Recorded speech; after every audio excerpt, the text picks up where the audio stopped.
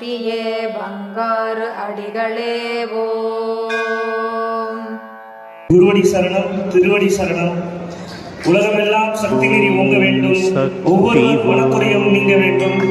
ஒரே தாய் ஒரே குலம். அன்னையின் அருள்வாக்கு மனிதனுக்கு கவசமாக விளங்குவது தொண்டும் தர்மமும் தான். மும்மடங்கு தர்மம் செய்தால் முக்காலமும் அழியாது. ஓம் சக்தி. ஓம் ஓம் சக்தியே ஆன்மீக குரு அருள் திரு பங்காரு அடிகளார் அவர்களின் திருவடிகளே சரணம். அம்மா ராசி அப்போ உங்களுக்கு உண்டு. ஓம் சக்தி பராசக்தி. காரியமும் நானறியே காரணமும் தானறியே வாரியம் போல் கருணையினை வழங்குகின்ற பேரருளே ஏரியலாம் நித்தமுயர் சக்தியியல் உத்தரவை